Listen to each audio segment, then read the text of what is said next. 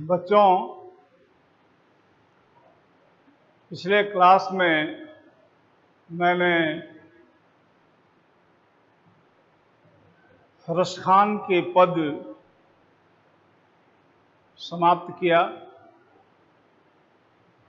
कविता में तुम लोगों का सूरदास और रसखान ये दो टॉपिक जो है पूरे हुए।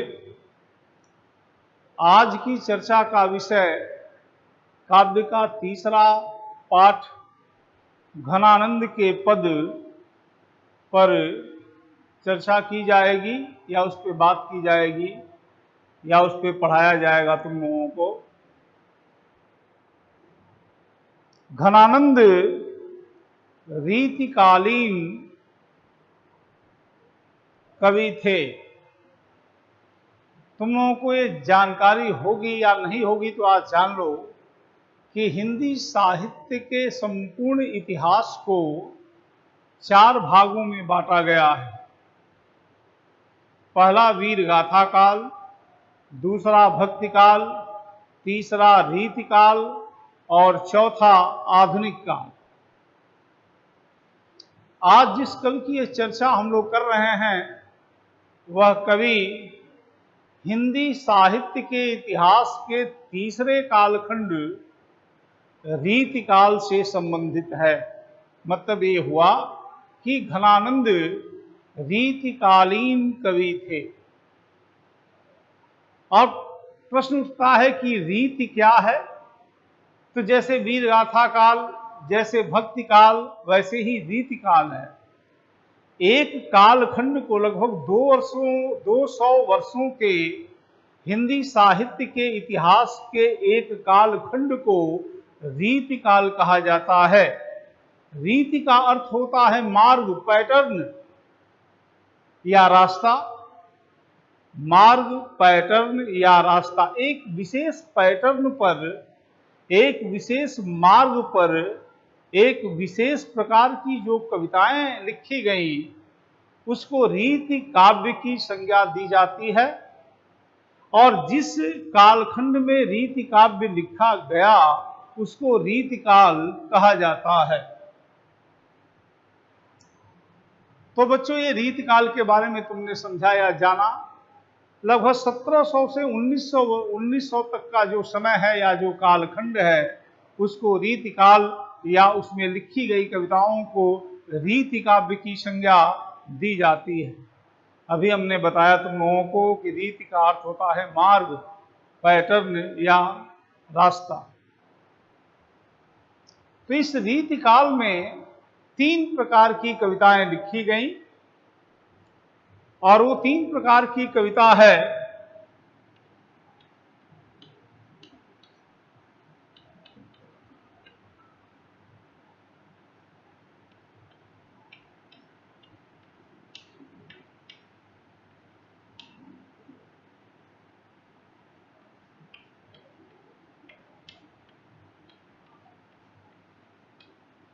ये 3 प्रकार की कविताएं लिखी गई। पहला है रीतिबद्ध, दूसरा है रीति सिद्ध और तीसरा है रीति मुक्त। जिस कवि की आज हम लोग बात कर रहे हैं या करेंगे वो रीति मुक्त काव्य धारा का कवि है या घनानंद रीति मुक्त काव्य धारा के कवि हैं। ये रीति मुक्त क्या है भाई? मतलब कि जो पैटर्न उस समय कविता का चल रहा था उस पैटर्न से अलग होकर के जिन लोगों ने कविता लिखी उसको रीति मुक्त कहा गया है। जो रीतिबद्ध नहीं है, जो रीति सिद्ध नहीं है, वो रीति मुक्त है। तो घनानंद रीति मुक्त कवि थे। इस रीति मुक्त कवियों में घनानंद, आलम, बोधा, ठाकुर, रसखान आदि कवियों का नाम लिया जाता है। तो ये तुम्हारे घनानंद और रीति मुक्त कविता है। दूसरी बात यह कि चर्चा कर ली जाए कि घनानंद भाई कौन थे। तो घनानंद का जन्म 1689 ईस्वी में दिल्ली के आसपास हुआ था। ये जाति से कायस्थ थे। कायस्थ एक जात होती है जो उत्तर भारत में पाई जाती है, बंगाल में भी पाई जाती है। वो कायस्थ जाति के थे। और उस समय जब मुगल साम्राज्य बिखर रहा था, बड़ा कमजोर पड़ गया था, उसी समय एक शासक वहां दिल्ली का हुआ, मोहम्मद शाह रंगीले। तो ये मोहम्मद शाह रंगीले के दरबार में मीर मुंशी थे। मीर मुंशी का मतलब ये हुआ कि जो उनका व्यक्तिगत, जो आजकल प्राइवेट सेक्रेटरी वगैरह जो होते हैं, उसी प्रकार का जो व्यक्तिगत सलाहकार जैसा जो पद होता था राजा का या सम्राट का, उसको मीर मुंशी कहा जाता था। तो ये घनानंद उस मोहम्मद शाह रंगीले के मीर मुंशी थे।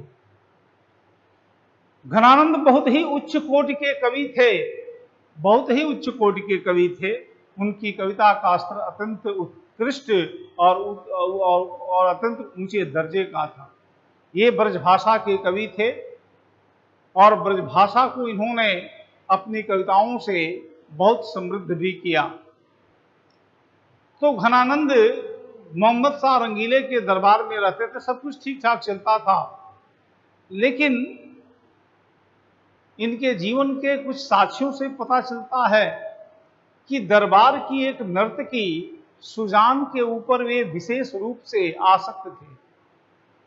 मतलब ये हुआ कि जो कोर्ट की नर्तकी थी, नाचने वाली थी, उससे इनका बड़ा ही मधुर संबंध था। मधुर संबंध मत कहो, प्रेम संबंध था। और सुजान को लेकर के इन्होंने बहुत सारी कविताएं लिखी, विशेष करके संयोग श्रृंगार की, और बाद में चल करके वियोग श्रृंगार की भी कविता या विप्रलंब श्रृंगार की भी कविता इन्होंने लिखी। इनके काव्य का जो केंद्र बिंदु था वो सुजान थी, जो सांसारिक एक नायिका थी, और उसको लेकर के इन्होंने प्रेम काव्य लिखा या बहुत सारी प्रेम की कविताएं लिखी। घनानंद का जीवन बड़ा अच्छे से बीत रहा था, सब कुछ ठीक ठाक चल रहा था, लेकिन घनानंद से कुछ दरबारी द्वेष भी रखते थे और मोहम्मद शाह रंगीले की घनानंद के ऊपर विशेष कृपा थी और इसको दरबारी पसंद नहीं करते थे। एक बार दरबारियों के समक्ष या दरबार में मोहम्मद शाह रंगीले ने घनानंद से कुछ गाने को कहा। याद रखो कि घनानंद एक महान संगीतकार भी थे, बहुत बड़े संगीतज्ञ थे, बहुत अच्छा गाते वगैरह भी थे, माने संगीत में इनकी बड़ी गति थी। और दरबार में कई बार ये मोहम्मद शाह रंगीले के कहने पर गाने बजाने का भी काम करते थे। तो एक बार मोहम्मद शाह रंगीले ने इनसे गाने के लिए कहा। कुछ अस्वस्थता का बहाना बनाकर घनानंद ने नहीं गाया। अब दरबारियों को मौका मिल गया घनानंद को नीचा दिखाने का। उन्होंने जाकर धीरे से रंगीले से कहा कि आप सुजान से कहलवाएंगे गाने के लिए, तो घनानंद गाने लगेंगे। और वही हुआ। दरबार में नर्तकी सुजान आई और रंगीले ने नर्तकी से कहा कि घनानंद को गाने के लिए बोलो। सुजान ने घनानंद से गाने के लिए कहा और सुजान की बात घनानंद नहीं टाल पाए और वो गाने लगे। यह बात मोहम्मद शाह रंगीले को इतनी बुरी लगी कि उसी समय उन्होंने घनानंद को दिल्ली दरबार और दिल्ली से बाहर निकल जाने का फरमान जारी किया। अब घनानंद को एक तरह से यह कह लो कि राजदंड तो मिल ही गया। फिर भी मोहम्मद शाह रंगीले बड़ा सहृदय व्यक्ति था। उसने कहा कि अगर तुम्हारी कोई अंतिम इच्छा हो तो तुम दरबार में इतने दिनों तक रहे हो, तुम हमसे कह सकते हो। तो घनानंद ने कहा कि मुझको सुजान को लेकर जाने की आज्ञा दी जाए। तो रंगीले ने कहा कि अगर सुजान की इच्छा हो तो तुम्हारे साथ जा सकती है। घनानंद ने सुजान से कहा, बहुत अनुनय विनय भी किया, लेकिन सुजान मोहम्मद शाह रंगीले के साथ जाने के लिए तैयार नहीं हुई। वो कोर्ट में ही रह गई, दरबार में ही रह गई। इस घटना से या इस घटना का घनानंद के ऊपर इतना गहरा प्रभाव पड़ा और इतना गहरी इनको इतनी गहरी ठेस लगी कि वो उसी समय दरबार से निकल करके मथुरा और वृंदावन की तरफ चले गए। मथुरा और वृंदावन की तरफ जाकर के उन्होंने निम्बार्क संप्रदाय में, कृष्ण भक्ति का एक संप्रदाय है निम्बार्क संप्रदाय, उन्होंने निम्बार्क संप्रदाय में दीक्षा ले ली और भक्ति भाव के गीत गाते हुए या भगवान कृष्ण के प्रेम में डूब करके उन्होंने अपना शेष जीवन व्यतीत किया।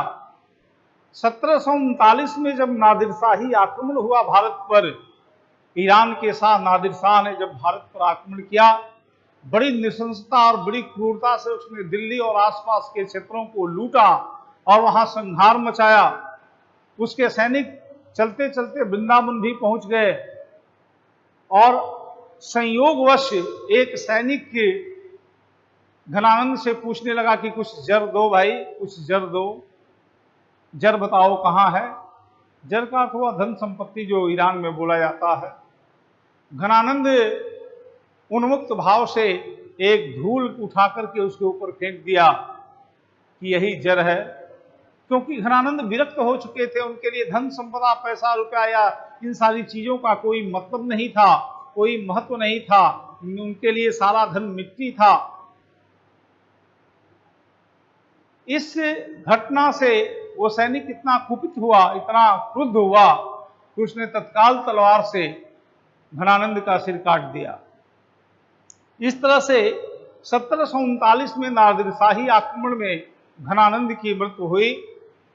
घनानंद एक उच्च कोटि के कवि थे। उन्होंने संयोग और वियोग दोनों प्रकार की कविताएं लिखी हैं। सबसे बड़ी बात यह है कि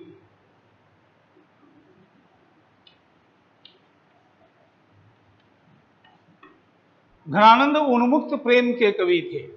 घनानंद स्वच्छंद या इसको उन्मुक्त कहा जाता है, ये स्वच्छंद या उन्मुक्त प्रेम के कवि थे। उनकी कविता में कोई पैटर्न नहीं दिखाई देता, कोई मार्ग या कोई बधा बधाया मार्ग नहीं है उनकी कविता का।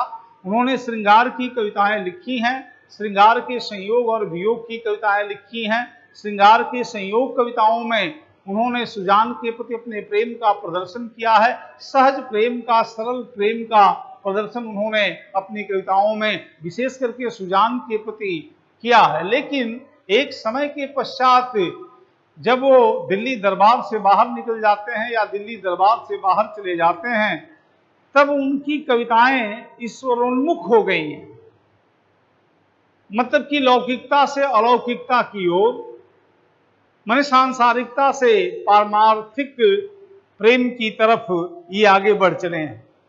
सांसारिक प्रेम इनका धीरे धीरे कम होने लगा और अलौकिक प्रेम या ईश्वर से प्रेम या कृष्ण से प्रेम इनका धीरे धीरे बढ़ता चला गया। इनकी कविताओं में एक शब्द आता है सुजान। इनकी कविताओं में सुजान शब्द कई बार आया है, या हर कविता के या हर पद में सुजान शब्द आया हुआ है। उस नर्तकी का नाम सुजान ही था, इसलिए उन्होंने सुजान को संबोधित करके संयोग की कविताएं लिखी हैं। लेकिन जब घनानंद जब चले जाते हैं वृंदावन, वहां भी उनकी कविताओं में सुजान शब्द मिलता है, लेकिन वहां नर्तकी सुजान अब नहीं है। वहां सुजान का मतलब कृष्ण है, वहां सुजान का मतलब कृष्ण है, वो नर्तकी नहीं है। तो ये दो प्रकार की कविताएं संयोग और वियोग की, और इस अवस्था में घनानंद ने लिखे हैं। दूसरी बात याद रखो कि घनानंद ब्रजभाषा के कवि थे और ब्रजभाषा का इन्होंने बड़ा परिष्कार किया। मतलब ये हुआ कि ब्रजभाषा में लोकोक्तियों, मुहावरों, विरोधाभास आदि चीजों का बड़ा अच्छा और बड़ा ही सुटेबल, जिसको कहा जाता है, बड़ा ही सुंदर प्रयोग घनानंद ने किया। एक से एक मुहावरों का प्रयोग किया है, एक से एक लोकोक्तियों का प्रयोग किया है। कुछ फारसी भाषा का भी प्रभाव, चूंकि दरबार में रहते थे दिल्ली दरबार में, इसलिए फारसी के बारे में भी उनकी अच्छी जानकारी थी। उनकी कविताओं में फारसी भाषा के भी बहुत सारे शब्द मिलते हैं। तो ये तुम्हारे घनानंद हुए। तो इसीलिए घनानंद को उन्मुक्त प्रेम की दृष्टि से या स्वच्छंद प्रेम की दृष्टि से, सहज और सरल प्रेम की दृष्टि से इनको रीति काल की जो मुख्य धारा है उस रीति काल की मुख्य धारा से अलग हट करके इनको रीति मुक्त काव्य धारा के अंतर्गत रखा जाता है। रीति काल के बहुत सारे कवि हैं, जैसे बिहारी हैं, जैसे चिंतामणि हैं, जैसे द्विजदेव हैं, जैसे केशवदास हैं, बहुत सारे कवि हैं। तो कुछ कवि तो आचार्य कवि कहे जाते हैं, कुछ कवि रीति सिद्ध कवि कहे जाते हैं। जैसे आपके बिहारी जो हैं वो रीति सिद्ध कवि कहे जाते हैं। उन्होंने एक विशेष पैटर्न पर कविता लिखी है, लेकिन रीति मुक्त कवि घनानंद ने किसी पैटर्न का कोई पालन नहीं किया है, किसी नियम कानून का पालन नहीं किया है। कविता लिखने का उनका कोई विशेष तरीका नहीं है। उन्होंने उन्मुक्त रूप से, सहज रूप से या सरल रूप से अपने भाव उद्गार व्यक्त किए हैं, अपने हृदय के उद्गार व्यक्त किए हैं। ये तुम्हारे घनानंद थे जो रीतिकालीन कविता के एक श्रृंगार ही कहे जाते हैं, रीतिकालीन कविता के महत्वपूर्ण कवि के रूप में स्थापित थे। अब देखो, घनानंद की दो कविताएं तुम लोगों के सिलेबस में हैं, उसको मैं तुम लोगों के सामने रखता हूं। पहली कविता है, भोर के साँझ लो कानन और निहारत, बावरी नेक नहारत, साँझ ते भोर लो तारन ताकिबो, तारन सोई तारन तारत।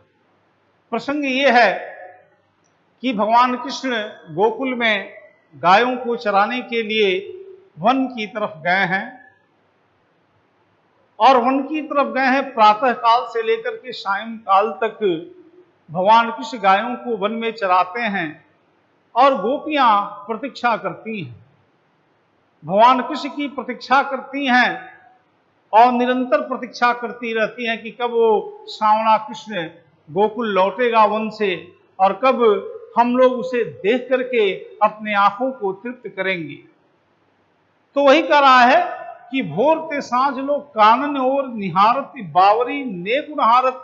गोपियां बावली हो गई हैं, प्रातः काल से लेकर के संध्या काल तक कानन और वन की तरफ निहारती देखती हैं, बावरी बावली होकर के नैक नहारत एक क्षण के लिए विश्राम नहीं लेती हैं। प्रातः काल से सायंकाल तक इसलिए आंखें खुली रहती हैं कि न जाने वो प्यारा कृष्ण कब चला आएगा, कब उसके दर्शन का सौभाग्य मिलेगा, कब उसके दर्शन से आंखें तृप्त होंगी। नैक नहारती, साँझ ते भोर लो तारन ताकिबो, तारन सोई तारन तारत। और साँझ ते भोर लो, संध्या से लेकर के सुबह तक तारन ताकिबो, तारों को देखती हैं कि कहीं ऐसा न हो जाए कि नींद लग जाए और सुबह देर से उठें तो भगवान कृष्ण को देखने की, प्रातः काल में देखने की अभिलाषा धरी की धरी रह जाए। इसलिए प्रातः काल फिर कृष्ण को घर से बाहर निकलने और गायों को चराते हुए देखने के लिए वो रात भर क्या होती हैं, जागती रहती हैं। तारन सोई तारन तारत, तारों को निर्निमेष भाव से देखती रहती हैं। तारों को देखते देखते पूरी रात कट जाती है। एक तार नटारती, और तारों से आंखें एक क्षण के लिए भी उनकी अलग नहीं होती हैं। बात समझ में आई? प्रातः काल से संध्या काल तक जंगल की ओर देखती हैं कि प्यारा कृष्ण, वो मेरा प्यारा कृष्ण कब आएगा और उसको देखने का सौभाग्य मुझे कब मिलेगा। और रात से सुबह तक इस अभिलाषा में वो तारों को देखती रहती हैं कि कहीं प्रातः काल ना आ जाए और कृष्ण घर से बाहर निकलकर गायों को चराने के लिए वन में न चला जाए। इसलिए रात और दिन गोपियां निरंतर जगी रहती है, जागरण करती हैं। एक ही अभिलाषा है उनके मन में कि कब वह प्यारा कृष्ण, कब वह कृष्ण हमको दिखलाई देगा, कब हमारे आंख तृप्त होंगे, हमारे नेत्र तृप्त होंगे उसके दर्शन को प्राप्त करके, उसको देख करके। कह रहा है, जो कहूं भाव तो दीठ परे घन आनंद आसुनि अवसर गारती। गारती का अर्थ होता है व्यर्थ हो जाना, अवसर का अर्थ होता है अवसर या समय। जो कहूं भाव तो दीठ परे, दीठ का अर्थ होता है दृष्टि।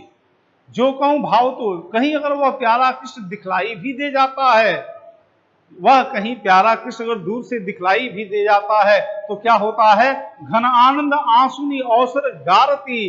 घनानंद कहते हैं कि आंखों में आंसू भर आते हैं और वह समय भी व्यर्थ चला जाता है। आंखों में आंसू भरे होने के कारण वह ठीक से कृष्ण को देख नहीं पाती है। जो कहूं भाव तो का अर्थ होता है प्रिय लगने वाला, अच्छा लगने वाला, प्यारा लगने वाला। जो कहूं भाव तो दीठी परे दृष्टि पड़ती भी है किसके ऊपर, कृष्ण के ऊपर। घन आनंद आंसुनी अवसर गारती। घनानंद कहते हैं कि आंसू आंखों में भर आते हैं, अवसर व्यर्थ चला जाता है, अवसर बेकार चला जाता है। मोहन सोहन जोहन की लगी रहे आखिन के उरारती। मोहन सोहन जो अत्यंत सुंदर है, जोहन ढूंढने की लगिए रहे आखिन के उरारती। आंखों में निरंतर भगवान कृष्ण को देखने की अभिलाषा बनी रहती है। किसी भी प्रकार से भगवान कृष्ण को देखने की अभिलाषा उनकी संतुष्ट हो, किसी भी प्रकार भगवान कृष्ण को वो देख पाए, इसकी अभिलाषा निरंतर उनके आंखों में बनी रहती है। और चलो दूसरा पद, अति शुद्ध स्नेह को मार्ग है जहां नए सयानप बात नहीं। प्रेम का मार्ग तंत्र सीधा साधा है जहां सयानापन नहीं चलता। प्रेम का मार्ग तंत्र सीधा साधा है जहां कोई सयानापन नहीं चलता। तहां साँच चले तजी आपन को झिझके कपटी जो निशाक नहीं। वहां सत्य चलता है, अपने और पराये का भेदभाव छोड़ करके, ऊंचे और नीचे का भेदभाव छोड़ करके, बड़े और छोटे का भेदभाव छोड़ करके, सच्चाई और ईमानदारी यही प्रेम के मार्ग में चलती है। तह साँच चले चले तजी आप न पो, भेदभाव छोड़ करके, स्वार्थ छोड़ करके, प्रेम और त्याग को धारण करके प्रेम मार्ग पर चला जाता है। झिझके कपटी जो निशात नहीं। वह कपटी व्यक्ति या वह स्वार्थी व्यक्ति जो झिझक जाता है, जिसमें सच्चाई नहीं है, जिसमें ईमानदारी नहीं है, वह प्रेम के मार्ग पर नहीं चल पाता है। निशंक होकर के, मन में भेदभाव हटा करके, हृदय को स्वच्छ करके, पवित्र करके, निर्मल करके ही प्रेम के मार्ग पर चला जाता है। घन आनंद प्यारे सुजान सुनो। घनानंद कहते हैं प्यारे सुजान सुनो, है मेरे प्यारे सुजान। अपने उस नर्तकी को संबोधित करके कह रहे हैं, यहाँ एक से दूसरो आंख नहीं। प्रेम के मार्ग में कोई छोटा और कोई बड़ा नहीं होता, कोई गुणी और कोई निर्गुण नहीं होता। प्रेम का मार्ग सच्चाई का मार्ग है, सहजता का मार्ग है, सरलता का मार्ग है, पवित्रता का मार्ग है, प्रेम का मार्ग है। और यहाँ कोई बड़ा और छोटा, ऊंचा और नीचा नहीं होता है। तुम कौन धो पाठ पढ़े हो लला, मन लेहु पे देव छटाक में। एक मुहावरे का प्रयोग घनानंद ने किया है, तुम कौन धो पाठ पढ़े हो लला, ना जाने तुमने कौन सी पट्टी पढ़ ली है। अपने सुजान को संबोधित करके कहते हैं घनानंद कि न जाने तुमने कौन सी पट्टी पढ़ ली है। मन लेहु पे देहु छटाक नहीं। मन तो ले लेते हो लेकिन अपना मन छटाक भर भी नहीं देते। कहने का मतलब यह है, मन 40 किलो का होता है, 40 किलो का मेरा मन तो लेते हो, अब बदले में तुम 50 ग्राम या छटाक भर भी अपना मन नहीं देते हो।